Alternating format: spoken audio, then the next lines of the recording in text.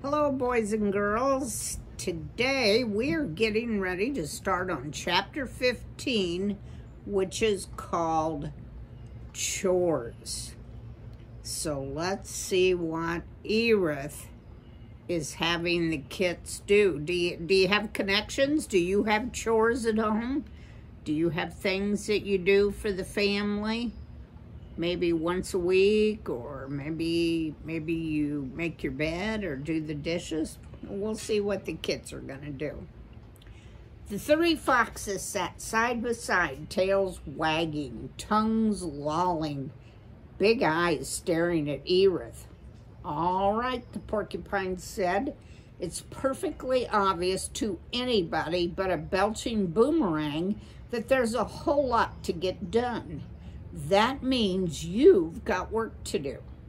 Work? Tumble asked, irritation in his voice. What are you talking about? Maybe you haven't noticed, Sludgefoot, Ereth snapped, but there's a need to collect food and to clean the mess around here. Look at those bones scattered about, and the floor, messy. We need to get the meat stink out. I can't stand it. Take your sleeping pile, too. It needs to be made neat. Just because you hung around me last night doesn't mean that it's going to happen again. From now on, as long as I'm around, you'll sleep on your side of the den, in your own bed. Am I making myself understood? The foxes stared at him blankly. All right then, who does what? What chores do you each have? The foxes exchanged puzzled looks. What's the problem? Ereth demanded. All I'm asking is, who does what around here? We don't do any of that stuff, Tumble said disdainfully. Moose midges on frog fudge, Ereth barked. All I'm asking is, who does what chores? Flip said, Mr. Ereth, all we do is play and eat and sleep late, Nimble said. Then who the puppy pancakes does all the work around here? Ereth demanded. Mom, Nimble replied. Right, Tumble said angrily. So if you're going to be our mother, you should be doing all that stuff too. I am not your mother, Ereth roared. If you think I'm going to take care of you like some servant while you do nothing, you can go take a slide on the sludge pile. This is your den, not mine, he raged on, and it's absolutely disgusting. So first of all, you're going to clean up. But I hate work, Tumble announced. It gives me a headache. Look here, stinkweed, Ereth said. You're hankering to turn your nose into a pincushion. No. Well, then work like everybody else. Tumble glowered but said nothing more. Ereth said, who's the best hunter? I am, Nimble piped up. I almost caught that vole. Next time I'm sure I'll get something. Fine. After we do the den, you can go hunting. As for you, Ereth said to Tumble, you'll keep the den floor clean.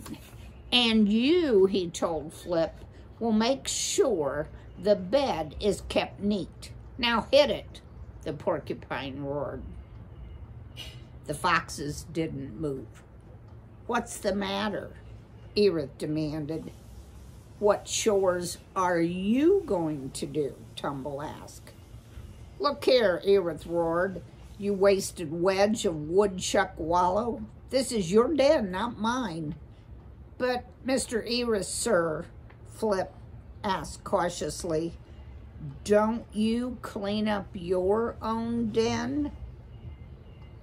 One more word out of any of you, and you'll get 15 quills in each of your backsides. Ereth waved his tail. Now move it. With much sighing and grumbling, as well as dirty looks at Ereth, the foxes set out about their task. Flip began by pushing the bed leaves into a pile, then went about the den, picking up stray bits of leaves and twigs with his teeth and depositing them on the heap. Nimble, meanwhile, gathered gnawed bones and carried them one by one, and slowly at that, out of the nest, where she deposited them a short distance from the den's entryway. As for Tumble, he set about trying to smooth down the dirt floor of the den with his tail. In fact, he spent most of the time cleaning his tail of any twigs, leaves, and bone bits that he happened to pick up. A glowering Ereth watched the work progress. Now and again, he called out useful suggestions such as, "You missed that bone over there, Sackfoot," or, "Hey, armpit brain, don't forget to smooth down that corner." The three foxes worked slowly, resting more often than they labored. They also spent a considerable amount of time complaining about what they were doing. Then, whenever they got close to one another, they fell into bickering and snapping.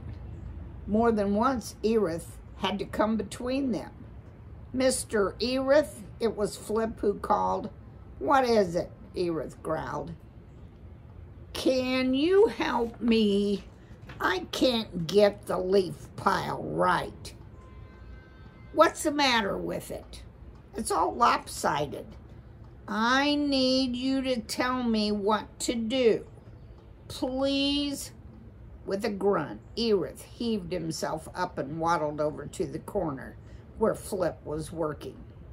Balefully, he surveyed the pile of leaves.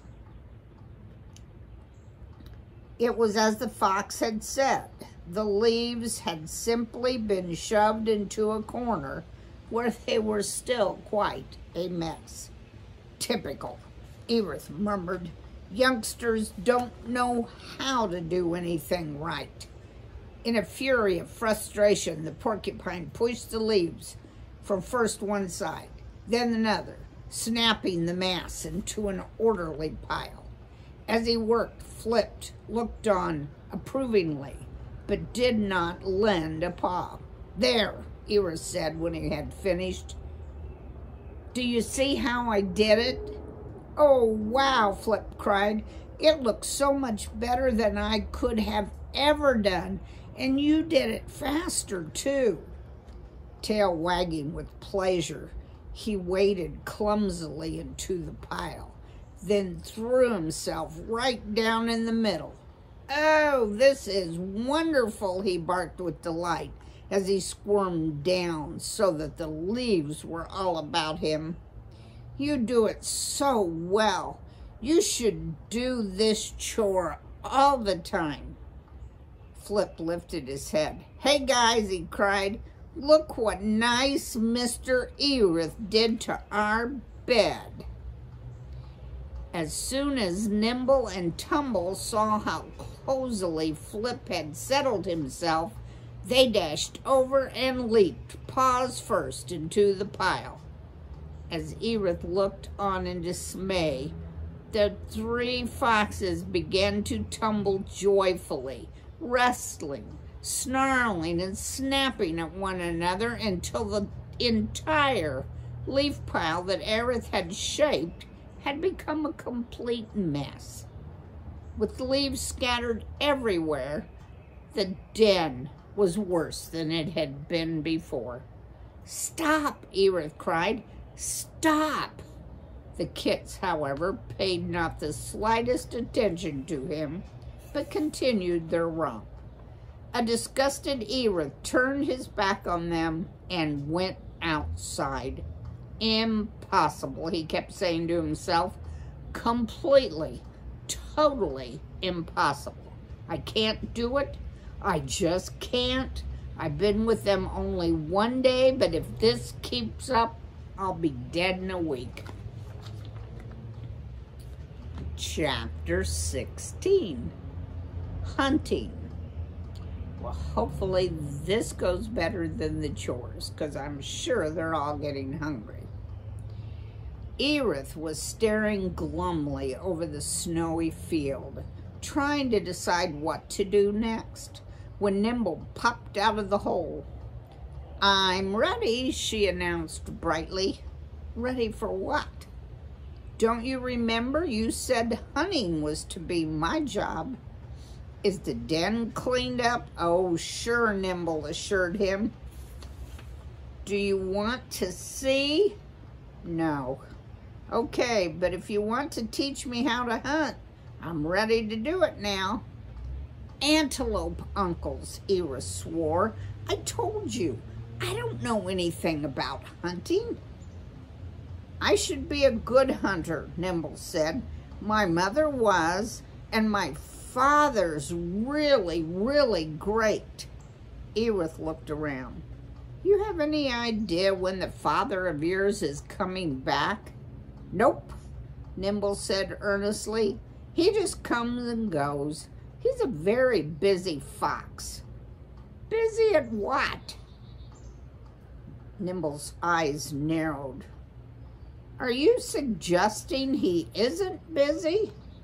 Ereth decided not to pursue the matter. Instead, he asked, "Where do you usually hunt?" "Right down along the bluff here. Mom always said we mustn't go too far." "Should I go then?" Nimble asked. Ereth was about to say yes when he thought about the human hunter's traps. "I'd better go with you," he announced. "Great!" Nimble bounded off. "Don't go fast," Ereth shouted after the fox as his short legs struggled to carry him through the snow, over the rocks and around the boulders. Pausing, Nimble looked around and grinned to see how awkward Ereth was. After much panting and scowling, Ereth caught up with the young fox. "Listen here, flea brain. Your legs are a lot longer than mine, so keep it down to a decent crawl." "I will, but—" She stopped speaking suddenly. "What is it?" Ereth asked. "I smell something." "What? Where?" "Right down there at the bottom," Nimble whispered. Ereth looked, but could see nothing. The young fox made her way down the face of the bluff, pointing her nose now this way, now that, sniffing. Suddenly she froze. With her belly low to the ground, she stretched out to her full length. "Be careful," Ereth cautioned. "Shh," Nimble replied, tail stiff behind her. The young fox moved one step at a time, all but slithering towards whatever it was she detected. Ereth, trying to keep his eye on the kit, but feeling more clumsy than ever, struggled hard to catch up, skittling and slipping over the rough terrain. Below, Nimble prepared to pounce. Suddenly, Ereth broke through the snow, only to strike a path of rocks and boulders. His legs went out from beneath him. As he tried to right himself, he caused a small landslide. Rocks and snow cascaded past the fox. One rock popped up into the air. It came down in front of Nimble's nose. No sooner did the stone hit the snow that two jaws of steel rose up and snapped together, clamping on the rock with a horrified metallic clack. "Don't move," Ereth screamed. A baffled Nimble came up out of her crouch and stared at the object. What is it?" she asked. Ereth's heart hammering shouted, "It's a trap. Don't breathe. Don't think." Nimble leaned forward and sniffed. "Didn't you hear me, you busted bottle of chicken clots? There may be other traps near you." Moving with great caution, Ereth inched towards the exposed trap, his small black eyes looking this way and that. "But what's a trap?" Nimble asked. "It's made by humans," Ereth said, struggling to get his breath back. "To catch animals like you and me. It's what caught your mother. That's what killed her." Nimble's eyes grew very big. "Oh," she said. Ereth leaned forward toward the sprung trap. It had a hard, oily reek that turned his stomach. When he thought of their walk last night from one den to the other and Nimble's pursuit of a vole, it made him feel faint to realize how lucky they had been. Nimble came forward and sniffed at the trap again. "But it smells like good food," she said, still baffled. "That's the bait," Ereth said, "and there are 14 more of them." "Oh dear," Nimble said in a small voice. "Where?" "That's just the point, Pug Pill. I don't know." Ereth was so upset he was shouting.